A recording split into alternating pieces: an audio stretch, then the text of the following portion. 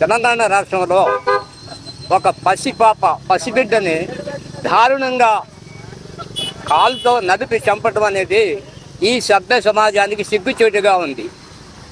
అలాంటి ఎవరైతే ఆ పసిపాప యొక్క ప్రాణాన్ని తీసుకున్నారో వారిని వెంటనే కఠినంగా ప్రభుత్వం శిక్షించి ఆ భారతదేశంలో ఎన్నైతే చట్టాలు ఉన్నాయో చట్టాలు మొత్తాన్ని అప్లై చేయని చెప్పి నేను యాజ్ ఎ బీసీ సంఘం తరఫున ఒక బీజేపీ క్యాండిడేట్గా మాట్లాడుతున్నాను. ఇక్కడ బీసీల ఐక్యత వర్ధిల్లాలని చెప్పి ఇప్పటి వరకు మనం అంతా స్లోగన్స్ ఇచ్చాం.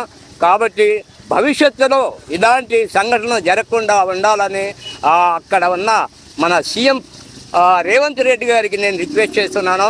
అయ్యా, నీ తెలంగాణ రాష్ట్రంలో ఒక అభంశుభం తెలియని పసిపాపను చంపటం అనేది మరి ఎంతటి దారుణమో మీకు తెలుసు కదా.